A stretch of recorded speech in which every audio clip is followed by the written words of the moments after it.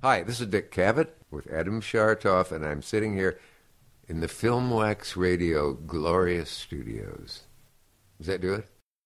Hey everybody, Adam Shartoff, host of Filmwax Radio. You're listening to episode number 440 of the podcast. I welcome you back to the podcast. Please do remember that we need your help. We need you to subscribe to the podcast. You can go to iTunes and search Filmwax, and then subscribe to our podcast. Please leave a comment and rating. Please follow us on Facebook at Filmwax Radio, at facebook.com/Filmwax Radio. We're also available at Twitter, Instagram, YouTube, and going strong. So you can follow us on any of those platforms.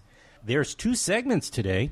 I'm excited to bring on Gilbert Gottfried. Of course, I've been aware of Gilbert's career for many years, of course, going back decades now, and all of the controversies and his memorable appearances. I'm also, for the last few years, been listening very, very loyally to his podcast, Gilbert Gottfried's Amazing Colossal Podcast, which he co-hosts with Frank Santopadre.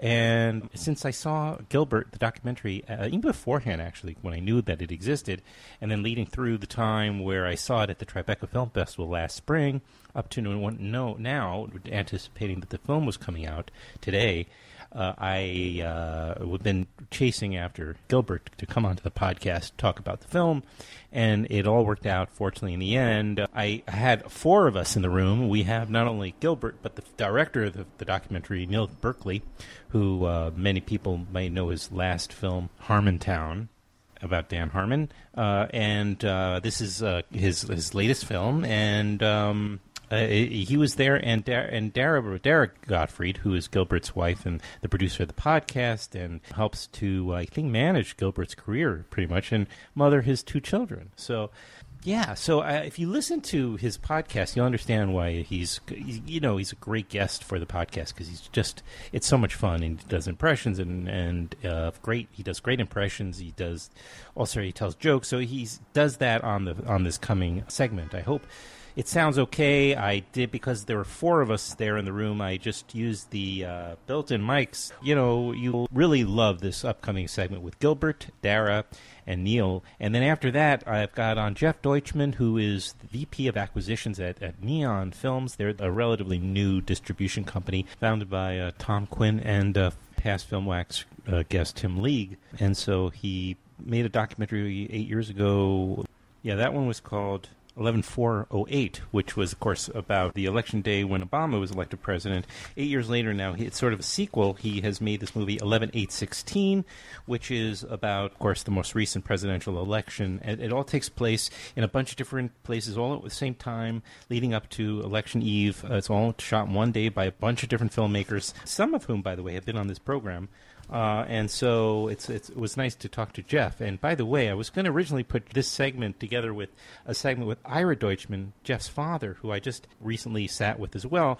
But because just of time and the way things work out, I have to go ahead and put this one up, because 11/8/16 opens up today in theaters, and I felt very obliged to get this podcast up today. It's being distributed by The Orchard. We'll get to that in just a little bit. But first, we're going to talk to comedian, funny man, Gilbert Gottfried, coming up right now, along with Neil Berkeley and Dara Gottlieb, here on Filmwax Radio. Gilbert comes out today, folks. Don't miss this movie. It's getting great reviews everywhere, frankly, and it's just a delight. Here we go. Gilbert Gottfried on Filmwax Radio. Stick him in now, further, up, further. Go as far as you possibly can. Wait a minute. Come back. This one's clean. Usually I lose the crowd quicker than that. I must be slipping. He's an actor, voiceover talent, and comedian. The great Gilbert Gottfried. I don't know how I know Gilbert. He's always been in the zeitgeist. You know his voice as soon as you hear it. Oh, stop. He doesn't really filter himself, and I think that's why people are drawn to him. The worst thing you could say to me is, don't joke about that. See? Not so funny when it's your mother. He is one of the cheapest people in the world. I think he's the only guest that takes all the sodas. How does he ride a bus? There's not people on there going, hey, I want to use the bathroom on the bus. I can't. Gilbert Gottfried's in there. It's hard making a career in show business. It's even harder sustaining it. Stand-up comics life is, oh God, it's not glamorous at all. I'm just doing anything to avoid my regular act, which I'm so tired of. Hi. It's good to meet you, Gilbert. Nice to meet you. So I do a podcast. Are you familiar with the podcast? No. I've been listening. Actually, I've been listening to your podcast for since the beginning, and developed a little bit of a friendship with Frank. Admittedly, so I know Frank, and also friendly with Dave Feldman and the other comedy guys who have podcasts. Because I was on Alex Grizel's little network for a while. Alex is whose house we went to do. What's his name? Dave. You know Alex. We went to his apartment in the East Village. Oh, yeah, that guy. So, loved the documentary. Saw it at Tribeca Film Festival last spring. So, so this is to be played on the podcast. Yeah, it's my own. It's called Film. Here it is. It's called Filmwax Radio. Yes, and it's like you bring on old timers. I'm becoming one myself, so I shouldn't really say. I love the show because I'm also stuck in that time warp. In fact, I had Dick Cavett on this show a couple of years ago, and I asked him to do Dueling James Mason's. So I may ask you later. If you're open to that type of thing. But first, let's talk about Gilbert the Documentary, because that's why you're here. Which, by the way, opens November 3rd. This Friday, November 3rd, yeah. Congratulations. Thank you. Yeah. How many cities is it opening? Well, I think we're in 15 or 16 right now, so it'll spread. The next week it'll open in LA, and it'll open from there. Sure. And then pretty quickly digitally, but it'll be in theaters for a little while. Sure, yeah. But it's nice to have that theatrical. Are you enjoying that? I saw you actually do live animated, that Q&A. Oh, yeah. You were pretty great there. But is that something you enjoy doing? Because it's a different tack for you. Yeah, I have to take my hands away from my mouth. By the way, I meant to I was in a hotel recently. And I thought, you're going to appreciate this more than me. Sorry, Dara. Let's stick it under the bed. Well, I've got 2 underarms. Yeah. And is this a This I know you'll really love. We have so many. This is the soap with the little dots on it. Oh, this is the massaging soap. Oh, so it's like kind of rough. Yeah, no, there's like, if you open it up, you'll see. It's got like dots. See now how he came to life. Oh, this one doesn't have the dots on it. Usually this. It's a dot-free. This one usually has the dots. What? There was a kind of soap or cleaner that my father used to use when he'd be like plastering or painting. Right. That was like sand. It was a... Yeah, I remember now. I know it's a gritty kind of... We have some of that. It's green. I haven't really... But, I mean, it's like a putty kind of thing. And there's an orange one. Yeah, heavy duty. Oh, sand. Yeah, mechanics use it. Yeah. Scoop it out. Yeah. Like where it just scrubs your hand as your hands has... I have to admit I'm out of my league at this moment. Yeah. Soap-wise, I'm kind of a standard guy. Yeah. I mean, when you get married, you definitely up the greatest soap. Oh, yeah. You know what I mean? You go from Gilbert, they also make soaps in full-size bars. Like they're about that big. Max asked me this morning when he was taking a shower. Max actually asked me this morning when he was taking a shower. He's like, why does Daddy do this to the soaps? Why does he have to bunch them all together and make bars out of all the little soaps? You don't know that. He takes all... This is news breaking. Smash them together. He'll take all the little soaps and he'll unwrap them, and then he'll run them underwater and mash them together to make big bars. Makes sense. Yeah, what, like, when we were moving in together and I had all these soaps, soaps from, like, Howard Hughes airline. I mean, it was... Pan Am. Right. And they were, those tiny little soaps. And I remember I asked one of my sisters, I said, well, do you need some soaps I could bring you? And she goes, I don't want those tiny soaps. So what I did was I stayed up most of the night running the soaps underwater and then with all my might pressing them together into these sense. He had a garbage bag. Yeah. Garbage bag, huge garbage bag full of these bars that he made, and he brought them to brunch for Mother's Day and gave it to his sister.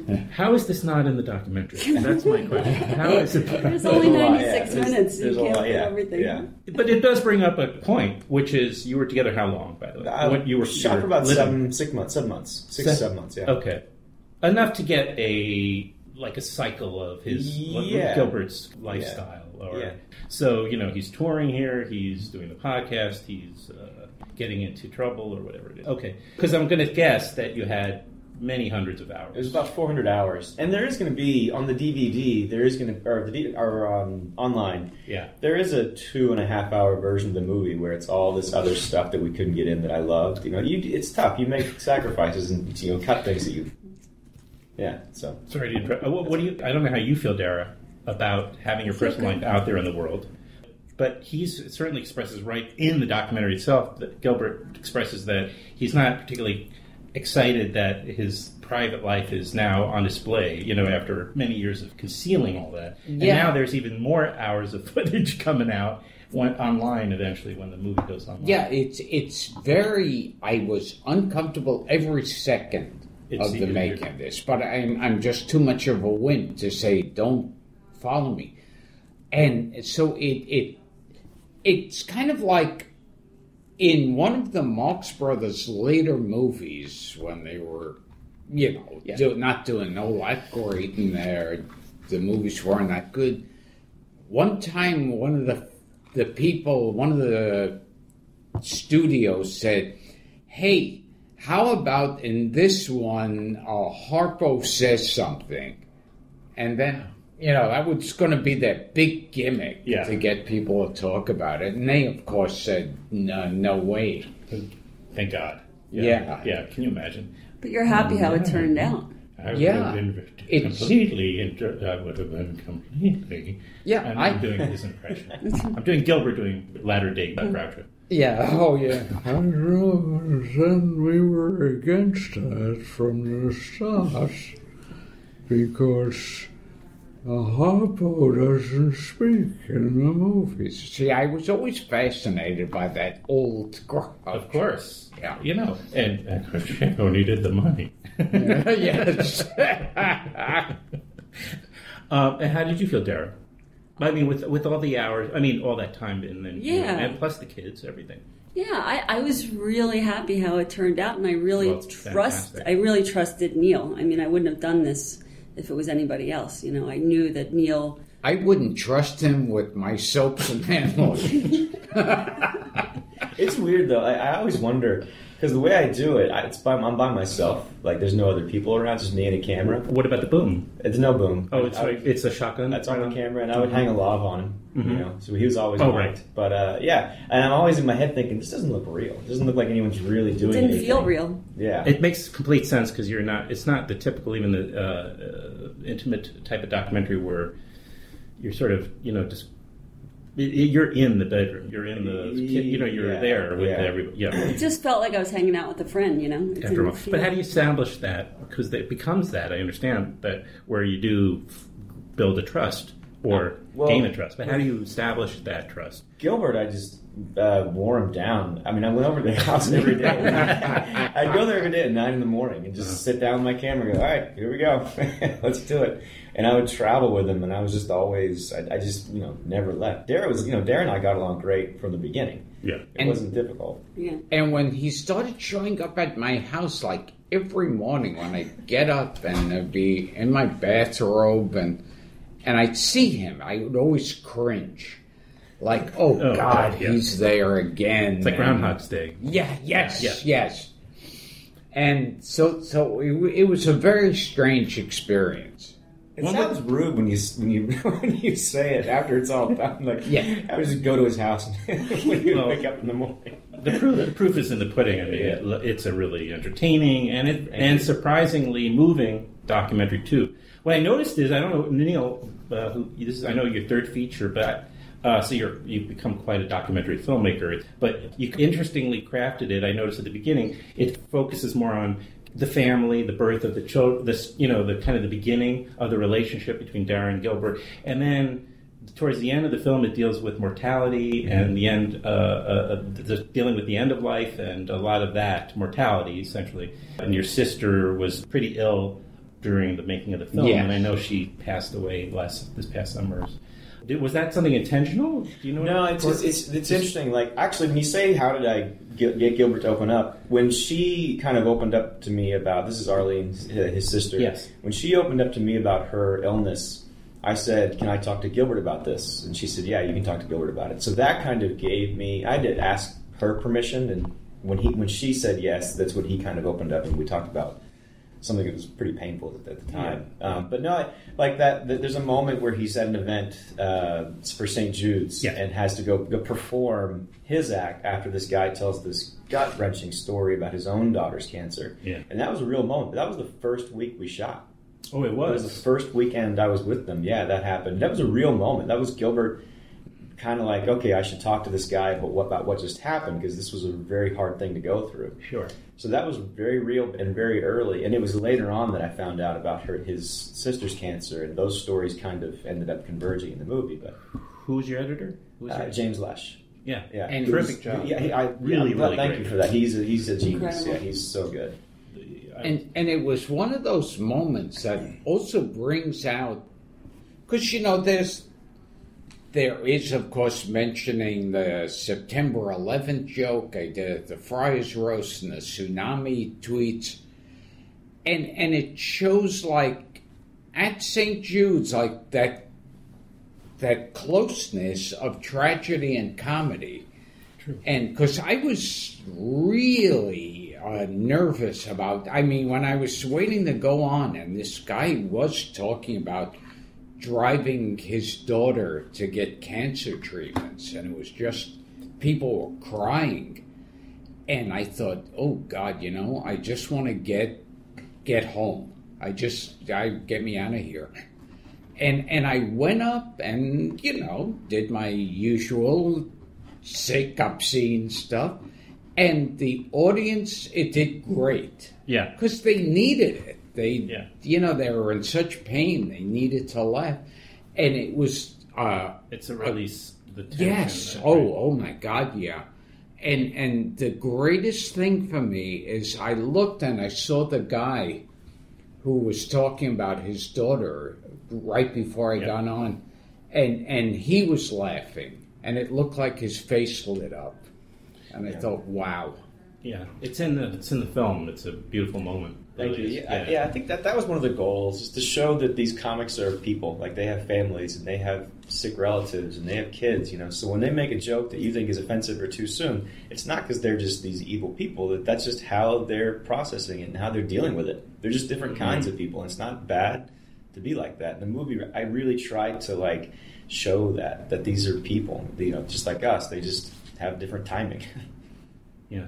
Did you feel, Gilbert, I don't know, did you feel like you had a pressure that you wanted to make the documentary a success, that you had to deliver something from yourself as a result? It's weird. It never really crossed my mind. I remember, I always say, seeing Neil following me around, he would always get on my nerves. And I thought, this is a guy following me. Why doesn't he leave me alone and let me lead my life? But, what amazes me, well, I'm always amazed if I get good reviews. That's still, I'm always shocked. But the documentary has been getting nothing but, favorable reviews. And one thing that more than one critic has said, and it sounds like a blurb that we would have put on the poster ourselves, but the critics have been saying, you'll laugh and you'll cry. That's like the biggest cliche, right? Yeah. It became a part of it. But it's true. It's true. It sounds like something that, the studio would slap on a poster. Right. And yet the critics have said that. Yeah. So, what was your response? Actually, Dara, what was your response first time you saw it? Oh, wow. Well, we didn't see it until it was finished. I mean, Neil made this entire movie, and we didn't see any of it. Did you actually have a formal kind of agreement about final cut? We had a formal agreement. Here's the agreement we had. Yeah. Dara said, if you put that Mackenzie Phillips joke in the movie, I'll never talk to you again. And I said, Dara, I'm going to show you the movie, and then we're going to have a conversation. And she watched it, and then she talked to Gilbert, and she said, okay, I get it, and I see what you did. So there were no notes or asks to change things. Right. So the agreement was, let me do it, I'll show it to you. If something's not true, I'll fix it. But if something doesn't make you look good or make him look good, but it's honest, then we'll talk about it. So they understand. You built the trust. Yeah, exactly. But I was really impressed when I saw the movie. I was like, wow, this is... Between the music, I thought the editing was amazing. The music fit perfectly. They scored the whole thing. Oh, it's a really nice score. Yeah. There's a lot of... It was an original score. I mean, they hired there was, at the end, there was... Someone to watch over me, I think. Yeah, but I rewatched it this morning. Yeah, we re-recorded it though. It's our version. Oh, is that we true? bought the publishing to that, but it's our version of the song. Yeah. Okay. Yeah, but it's all original music. My original thing was like there were times where I was like, this should be black and white, like just like a Woody Allen movie, and like it's very influenced by that. Like it's very jazzy music, and it's New York. Yeah. So born in Coney Island. So exactly. Yeah. So. You were impressed how it came out. Oh yeah. What were the circumstances? Yeah. What's I hold my hands. My mouth. Yeah. What was the circumstances of the screening the first time you saw it? Was it like a private type of? Yeah. It was like you didn't see it like at a festival. No, we went to Nutmeg where they do the podcast and watched the video room. Okay. We had a couple friends come and Arlene came, which was nice. She got to see the movie. That's the best thing. Is like I'm so happy people get to discover her and her artwork. Like that was. I was going to say earlier. Frankly, I'm surprised you didn't just stop and change course, as will happen when you and make a documentary about her, because clearly she also had a rather remarkable. I mean, you hear me say it. She pulls out this book and she said, "This is your book," and she said, "Yeah, with the choir." And then she said, "I joined the choir," and I said, "You joined the choir?" And there was footage of again. Arlene is one of Gilbert's two sisters, correct? Yes. Two? Yeah. There was the three of you, right? Yeah. Arlene and Karen. Right. But towards the end, she started to get more and more sick, and I was like, I hope she makes it just to see it. I'm so happy she got to see it. Yeah. Yeah. That was big deal. Yeah, that was important. That was the funny thing is, I'm almost more happy it got made for her to see than me. It's true. Mm-hmm. And getting back to what Neil was saying about, because Dara was really angry about the Mackenzie Phillips bit. Yeah. He always hated. People will just have to see the movie to know what we're referring to. Because Mackenzie Phillips did say her father. Well, let's see that out. Yeah, I want people to see it. Can you tell the rest of it? But it also shows what Neil shows there is that like the idea of like, oh well, this guy, if he's laughing at subjects like this, then he's a horrible human being. And then you show me like, wait a minute, he's not a horrible... Wait a minute, what's going on here? Well, that was the trick. Like, I knew that if we made a movie that good enough and did what it should be, like people like my mother who don't like that language at all could watch it and roll through it and be more affected by the rest of it. You know, the other stories, the kids and Dara and the sister, like, okay, yes, that's his job, but this is what he's really like. So that was very satisfying. Did you see, I know, of course, you saw Fern Perlstein's documentary. Yes, I love Fern. Yeah, so do I. I did a Q&A, actually, with her recently at the Allenwood Draft House, because they asked me to moderate their Q&A for the last laugh, right? Yeah. Which explores this and also a great deal like the Holocaust. Mm-hmm. How much can, Oh yeah, yeah. So, but so you saw it at the Nutmeg Studio. You saw it for the first time, and what was your reaction? Well, Gilbert? I mean, when I watch it, it's like I've said this a few times. It's like, to me, it's like what hell must be that you die and then there's a giant screen and you're forced to watch your own life. And so for me, it was, yeah. And so, but I mean, other people like it. I like when other people like it, but for me, I'm always cringing. What? Nothing. What? But that Last Laugh is a movie. We had to one-up it. That's a movie about jokes about the Holocaust. We had actual Nazis in our movie. That's true. Again, cliffhanger. Yeah, that's right. Yeah, that was really brilliant. At one of your gigs. It was. There was like these convention.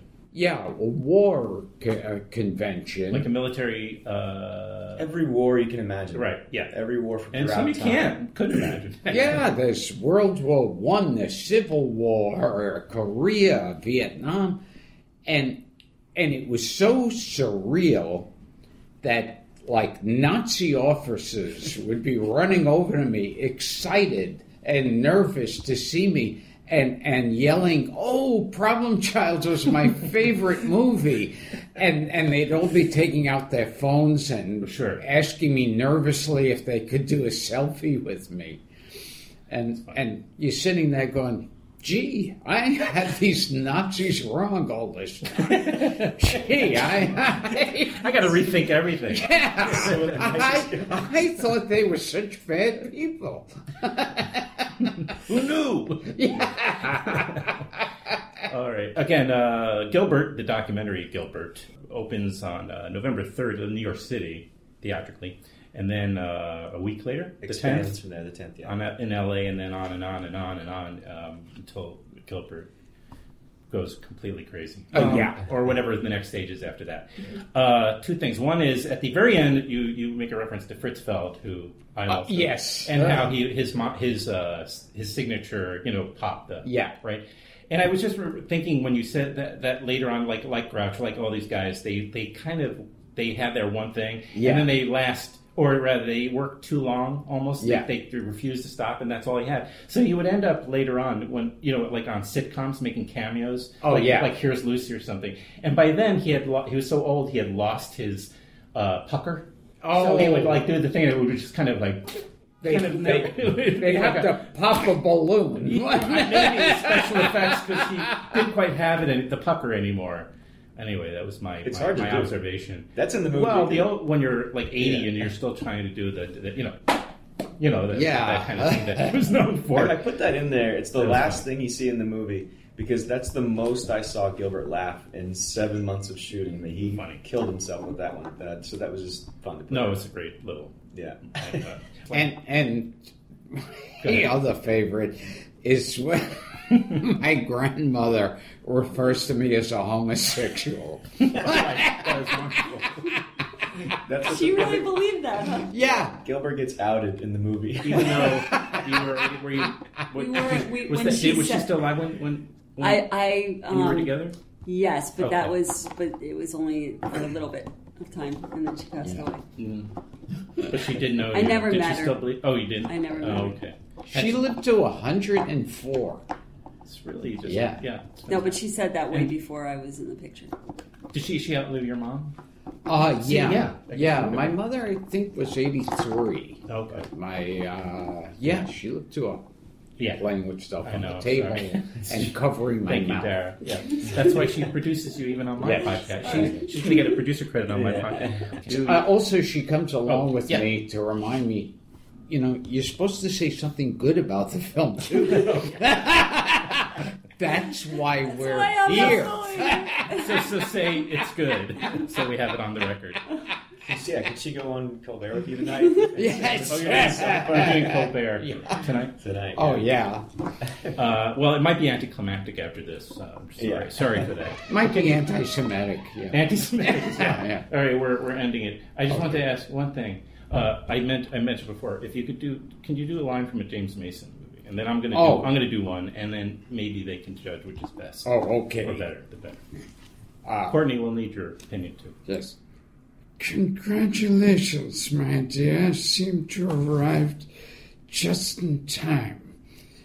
I know most of you gentlemen on a first-name basis, so there's no need to be so formal. The reason I've come here tonight is I need a job. That's it. That's the entire speech. I need a job. I'm not just drama, I can do comedy as well. But it's an entire scene from the Stars Born? What is that? Yeah, Stars Born. All right, mine is going to be much shorter for the sake of time here. All right. Lolita, don't play with those dirty boys. Don't you know they're only after one thing? Lo? That was great. That was good. Thank you. And Boys from Brazil. Gregory Peck. Yes. Dr. Mengele, your plan has been cancelled. Cancelled? My plan is not cancelled. Your plan is cancelled. You threw a Gregory Peck on top of it. Clearly you win that round. Anyway, thank you guys. Thank you very much. Thank you. I'm going to take you guys back over. People assume he's his stage character. That's the furthest thing from the truth. He's a very sweet, rather shy person off stage. It's quite amazing to see him when he's not on. A lot of memories being here. My father, he used to get very angry about my brother. I dropped out of high school. I'm sure my father thought he's the loser of the group. Is always a little surprised that he became a husband. Nice to meet you. Yeah. And a dad. Is your dad funny? Not really. Not really. No. He seems like a gentle soul, but a gentle soul is not usually loud and obnoxious. Gilbert's somewhere between Mark Twain and a birthday clown. There's an explosiveness to him. He's the real deal. Say, I don't like the way you're talking to her. Come on, you and me are gonna have to tangle. And you too. That's it. Remember, this is a family show. Yes, I know. That's the first thing you told me. That's the first thing everyone tells me. I hope I didn't really give much of an introduction to the specifics of the documentary, but I think you got it through the conversation, right? Okay, so here we go. This is the documentary about Election Day. I know, you got to see this film. It's a little difficult because, you're seeing all these different perspectives that might irritate you, but it's important. It's important to know what people are thinking, why they're thinking it. I think so, anyway. I think to be kind of engaged and informed. And this is not like, CNN versus Fox News. These are just people that we live alongside of in this country. So it is important to be able to talk and understand each other. And this film does a great job of laying it out there for you to see in a kind of unfiltered way. So it's on the morning of Election Day 2016. Americans of all stripes woke up and went about living their radically different lives. These were the hours leading up to Donald Trump's unexpected, earth-shaking victory, but of course no one knew that yet. So what did that day look like? Watch 11/8/16 by producer and creator Jeff Deutchman. I guess they're calling it the second installment in his election film series. Check it out. It's also available on digital platforms. Here we go. My conversation with the distributor and filmmaker, Jeff Deutchman, here on Filmwax Radio. Days to election. I can update this.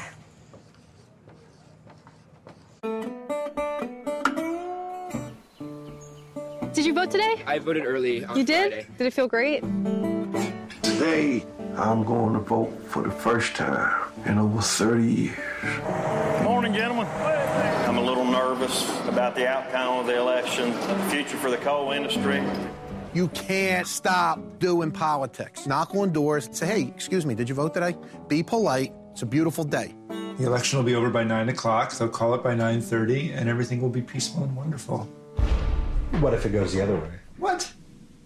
Not going to go the other way. No way. Mark it down. Thank you. I could feel eyes watching me as I walked through that crowd, like they hated me, like I was Donald Trump. They say, your vote may make a difference, but to me, I don't think so. I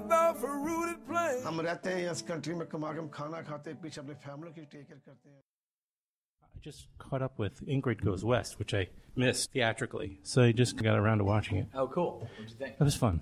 Yeah. Well, the best thing about that is Aubrey Plaza. She's in it, it turns out. And she is just so committed in that role.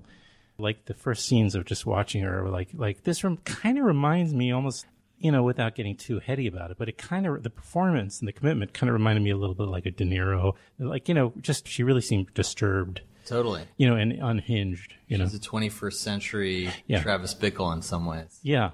Yeah, exactly. Yeah. It's interesting. So you're VP of acquisitions, right? Yeah. At Neon. Yeah.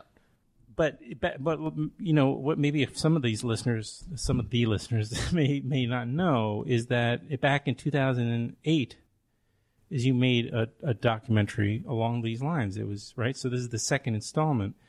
So that one was called 11/4/08, I think. That's right. So how did you come up with the name? Yeah, well, and this name too. Why did you just call it 11/4/8/2? Yeah, it's we thought about it, but in the end, we decided to go with the calendar date. It was about finding something that's as unloaded as possible, just sort of direct. Sure.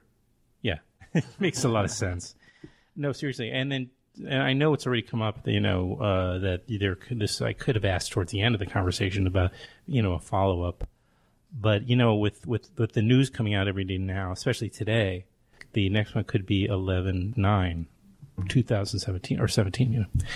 The wishful thinking on my part. With this slightly later. Were you always so politically, inclined? Yeah, I didn't study politics as a major or anything, but I've always been interested in politics. And, I've always taken my sort of civic responsibilities very seriously. And so that first movie came about while I was working at IFC, actually, back in 2008. And the idea just occurred to me 2 weeks before that election. It's amazing. I read that, and that's just remarkable that you... Because it's not just like you and a camera in New York. It was an experiment in crowdsourcing. At the time, people didn't have camera phones, so it was a little harder. But I essentially just sent out an email and I think some Facebook messages to my network, essentially, and said, hey, if you happen to have access to a camera, film whatever you're doing on Election Day. I have no idea what that'll look like, but send it to me, and then let's see if there's something to be done with it. Not knowing... Go ahead, I'm sorry. Yeah, sorry, not knowing, whether I was going to make a movie, whether I was going to make a feature, a short, or really what I was going to do. Mm-hmm. And then approximately, I want to say 50 or so people ended up sending me stuff. Can I ask you, just because it's so germane, were those P50 people, or, were they actual filmmakers? A few of them were. Most of them were not. Okay. I think... A few of the filmmakers who did it were Henry Joost, who made Catfish. Sure, he's been on this Joe show. Swanberg did it. Joe's been on. A few, Margaret Brown did it. Margaret's been on. But a lot of people were just non-filmmakers. Oh, okay. Yeah. What did you? Well, this time you decided to go with all filmmakers, correct? Yes. So it makes sense. Also in the ensuing 8 years, you probably just gotten many more relationships with filmmakers. Yeah, but the main reason I wanted to change that was because, one of the limitations of the first project having to do with both how quickly it came together and the fact that it was crowdsourced amongst my network is that the footage I received was exclusively by and about Obama supporters. And, I tried to make use of that limitation and sort of make the film about Obama supporters in a way that wasn't purely sort of celebratory or propagandistic. Right. But this time around, I only wanted to do this again if we could attempt to do it about the entire country and the full sort of spectrum of diverse ideological persuasions that are out there. And both of these elections, certainly in very different ways, the conversation around them were very much about diversity and ethnicity and all that. It's played such a major role in the last two presidential choices. But it's interesting, we'll come back to the technology end of it, which certainly has changed in the ensuing period, and how you optimize technology. A lot of things have changed, too, in terms of the way people watch films and the types of options you have to get this out there. Or it doesn't even have to be one choice now. You could get a film out in different ways with different sort of, different products in a way coming out of it. So you have a traditional documentary in the sense of it's going to have a theatrical, correct? Yep. Where is it going to be laying? Comes out on the 3rd. November 3rd, it'll be everywhere. So that'll include select theaters. includes VOD platforms like iTunes Yeah. and Amazon and Right. all of those platforms, as well as Netflix. So, the idea of the distribution strategy was sort of similar to the philosophy behind the production, which is we don't want this to be simply for the sort of the loyal art house audience that would go see a movie like this in theaters. We want this to sort of be a choose your own distribution platform kind of strategy, so that it has a chance of reaching a broader group of people. Certainly. So in other words, people can watch it on their phones or tablets or computers or at home or what have you. And it's a result of a real partnership with the Orchard, who's distributing it, correct? Yep. Do you want to talk about that? Like they came on very early. Yeah, they financed the whole production, and they've been great. And when Dana O'Keefe and I, he's the executive producer, were initially talking about this project and trying to find the financing, we started out with a few different ideas of what the project might turn into. Mm-hmm. We always knew, or we thought we knew, it was going to be a featured documentary, but we also thought this could be a mini-series, this could be a web series, this could be all the above. All of the above. And Dana had this idea of turning it into a live stream on Election Day, which we ended up doing. We brought Periscope on to be a partner. So 30 of the 50 filmmakers were actually live streaming a lot of the footage as they were filming it. I was going to get to it, but since you brought it up. So for those who don't know what Periscope is, I mean, we're now more familiar with YouTube Live, with Facebook Live. Is it similar to that? Yeah, it's Twitter's live stream app. Okay. So you download Periscope on your phone. It's an app, and then you start filming within the app, and then once you publish, it goes to Twitter, your Twitter feed. I think you can set it to be attached to your Twitter feed, but Periscope has its own platform that people actually, the kids look at, I guess.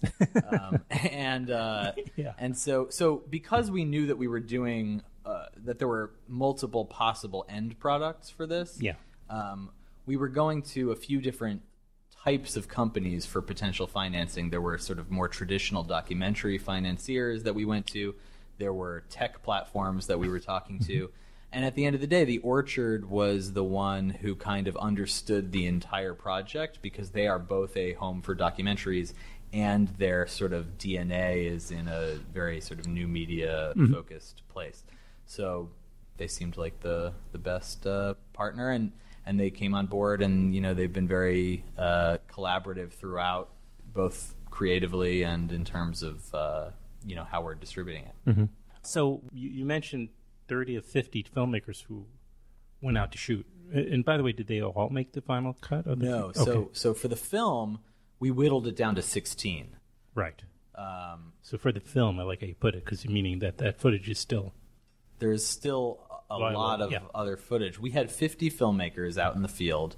30 of them were live streaming, and 16 of them ended up in the feature. So were they volunteering, essentially, these people? No. Within the budget, there was some funds. For folks, Okay, I didn't understand it. Like 50, that's a lot of filmmakers for one for a documentary. I mean, it was a low budget. It wasn't. Sure, no, I get talking a lot of money. I understand. In the six figures, I understand. And they understood going into it that maybe for the feature, their footage may not be in it, but you had all this strategy for. Yeah. I mean, because we went in not knowing. Or thinking that there would be multiple end results, we were always hopeful that we would find something to do with most, if not all, of the footage, and we're still talking about other things that we might do. But yeah, I mean, we knew that like when you make a movie like this, because so little is in your control, you don't know what the outcome of the election is going to be. You don't, most documentaries. You have lots and lots of time. So if you don't get what you need in one day, it's okay. It's always tomorrow, right? Yeah. We have one day to work with. That's right. So like, so what you lost in, what's the term? Dimensionally speaking, what you lost maybe in time, with you made up in breadth or something of that nature, in the sense that you have 50 people out there hoping for drama, hoping for content, for right? So that's the way you do it. So, and the word curating keeps coming back into this. You are, in a way, the curator. You chose the filmmakers, maybe you and Dana, or however you did it, and you're choosing because you know you'll get very broad results from that, right? From putting out or selecting very, very broad group of people with diverse approaches to filmmaking and thinking and ideology. Exactly. You even have somebody who's pro-Trump in this, right? Is that true? We have a few pro-Trump people. Out of the 50? You do? Yeah. There are documentary filmmakers who are pro-Trump? This is... Oh, I'm sorry. For the filmmakers. No, for the subjects, I'm sorry. We haven't even gotten to the subjects yet. I apologize. Sorry. So for the filmmakers, there was at least one filmmaker who I know was pro-Trump.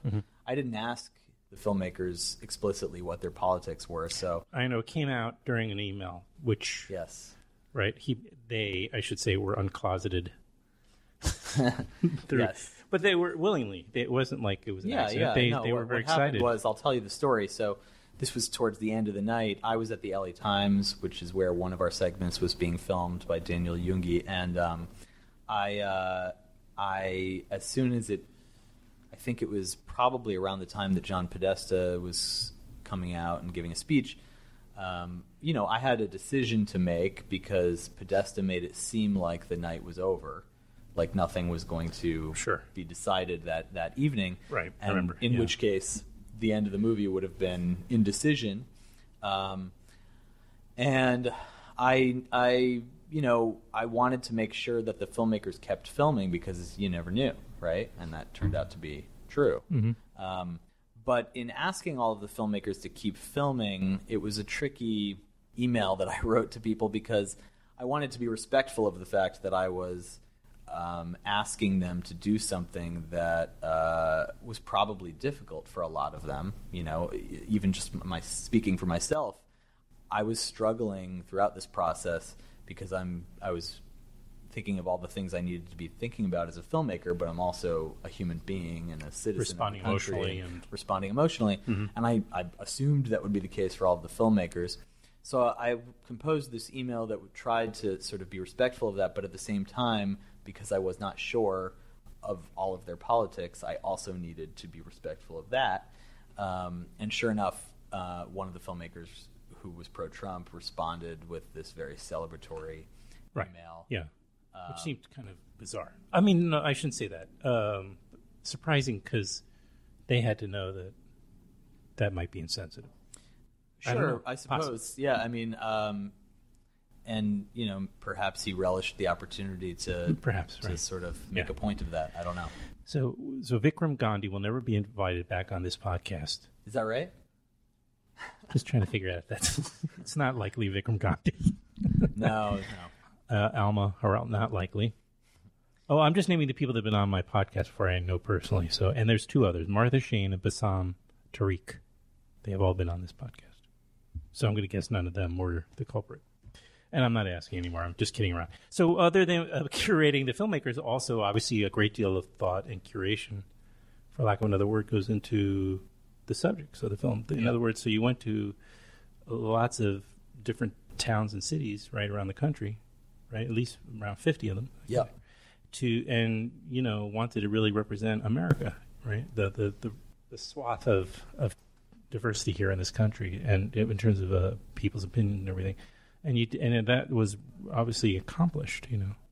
Yeah, it was really important to me that we attempt to have a group of subjects that each represented something distinct about America, and that really had a kind of geographic, demographic, and ideological diversity. Sure. And so I worked with each of the filmmakers to find a subject who brought something to the table, so to speak. Yeah. And luckily, one of the great things about having like actual professional documentary filmmakers involved is that doc filmmakers kind of walk around in life like collecting characters in a way, whether it's people who they've already worked with in other films or they plan to work with in a future film, or just sort of the stable of people that are in their mind that they've met along the way that they think are potentially interesting.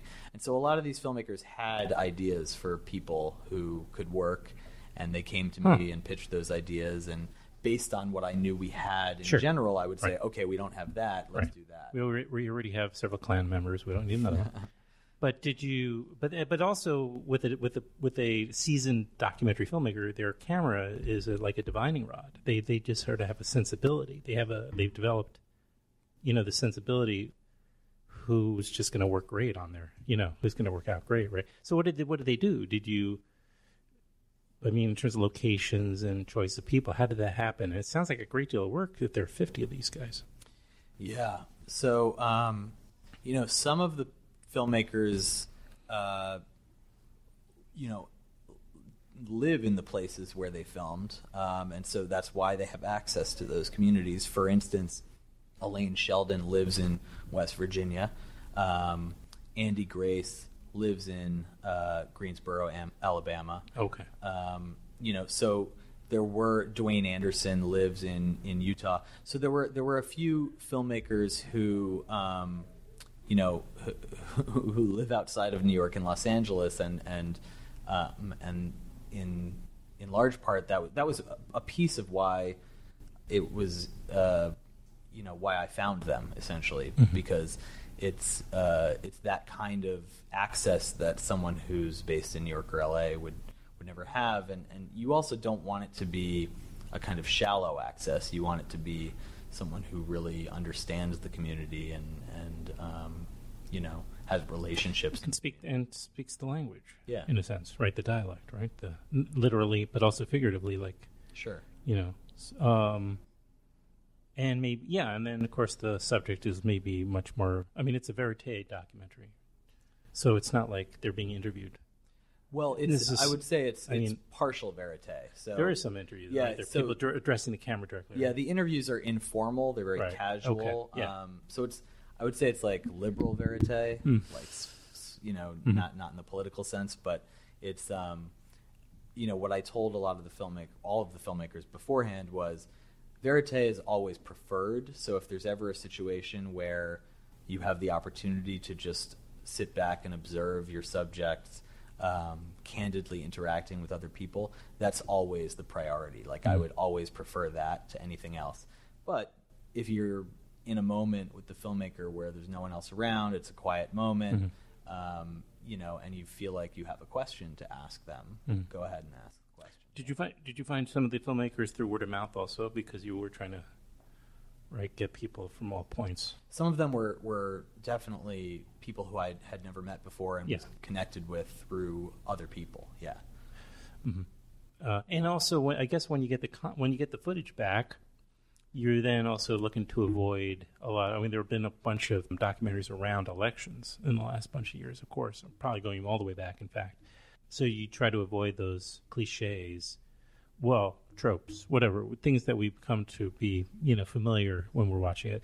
The people at the, who at the campaign office and melting down, and or the opposite, etc. Right? I mean, sure. Yeah. I'm trying to think. I don't know.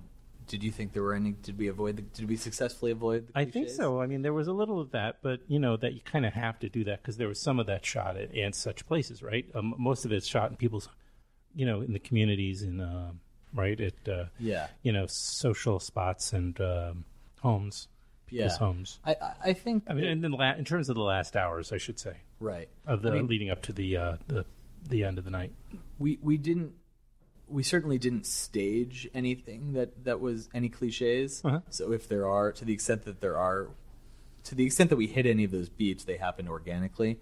But I think my hope is that in telling these folks' stories from the beginning of the day to the end of the day, I think sometimes cliches are cliches because they're based in truth. But we surround those sort of typical beats with a lot of more nuanced and intimate beats throughout the day that I hope shed some light on the various slices of life within this country. You said there were 16 of the for the theatrical, 16 of the teams or or locations. Right. And are they seeing the film? I mean, or did they get an early, advance? Yeah, we offered to screen the film for all of the subjects beforehand. Some of them chose to take us up on that, and some of them chose to wait and see it, at the various festival and sort of theatrical screening opportunities that there have been. Mm-hmm. So, we just had a big one at LACMA in Los Angeles last week, and a lot of the subjects came, which was great. It was totally surreal for me because I've been living with them on my television for a year. So you hadn't met them, probably any I of hadn't them, met right? any of them except for Christina from the LA Times. Right. So it was like meeting celebrities for me. Yeah. And they certainly had not met each other. Uh-huh. And some of them had seen the film and some of them hadn't. Mm-hmm. And they basically spent the whole day together, just like getting into it. Mm-hmm. Do you think that most of them were comfortable because to the extent that we're also used to now filming each other? Do you think, or do you feel that they were maybe on or aware or performing or? Well, there's some of that is inescapable. Yeah. I there's no way to avoid some layer of self-consciousness. Sure. But I think that because a lot of the filmmakers knew their subjects pretty well, not all of them, but some of them did, there was a trusting relationship there in a lot of cases that, I was surprised. I was really impressed by how generous a lot of them were with the camera and how talented some of these filmmakers are in the ability to really put them at ease and allow them to open up. And so the film is coming out, as we mentioned before, on the 3rd. Yeah, November 3rd. November 3rd, and which is, pretty much a year almost to the day since you were shooting. That's pretty quick. Yeah, it's kind of considering that usually there's a film festival run and everything else.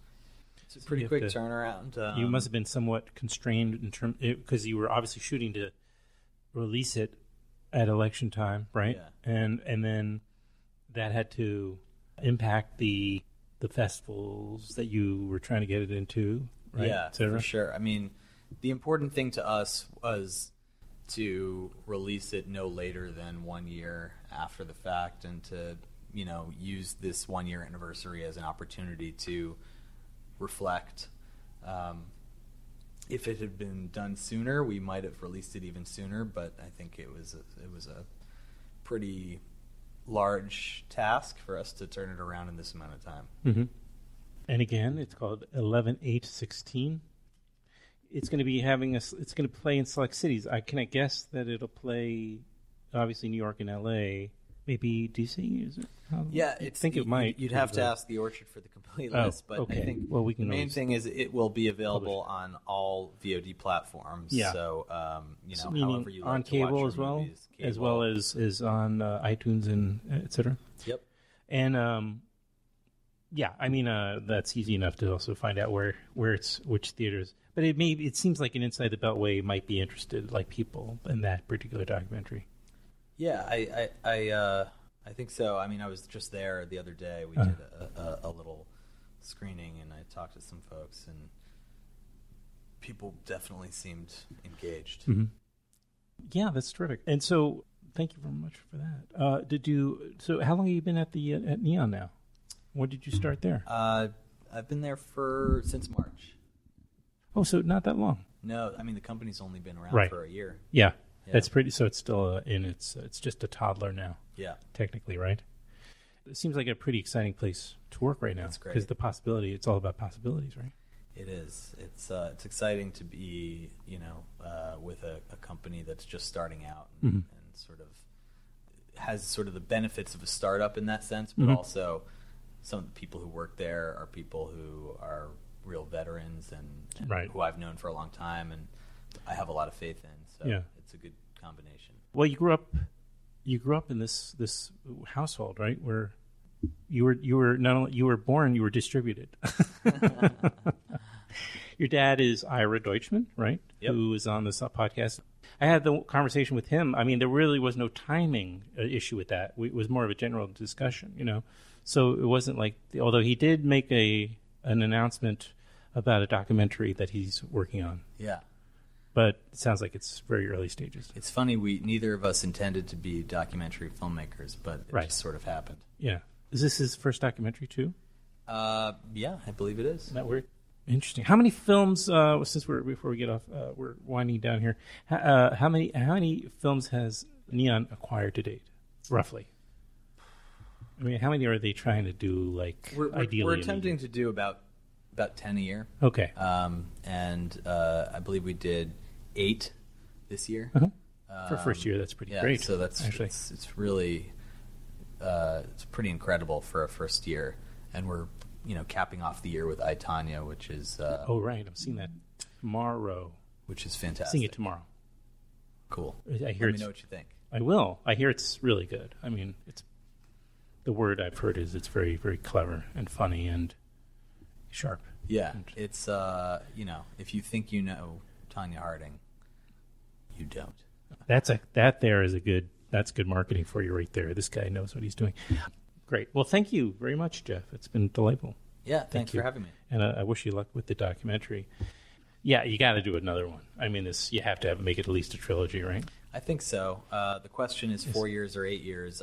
Yeah, I like it's a the call. idea of 8 years being the standard sort of amount of time between each one. But the last two were the first, obviously the first administrations for the two men, and I'm just wondering if that would work for a potential second administration.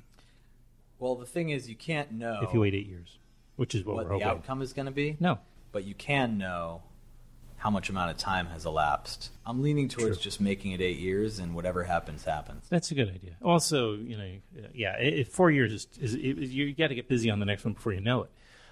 And also, there's always an opponent that's new, and it's the same buildup, regardless if both people are potentially serving for the first time as president or not. Yeah, and what the truth is, regardless of who wins, there's always an opportunity to find a theme or a central question that can make these films their own. Yeah. If Hillary Clinton had won, I suspect this movie, to some extent, would still be about how we came really close to electing Donald Trump. That's right, because it was that day. Yeah. You didn't have, considering that it wasn't the next day where where all the postmortem is taking place, right? Anyway, again, people should go check it out. 11/8/16, playing in select cities, but also available on all platforms. Thanks a lot. Thank you.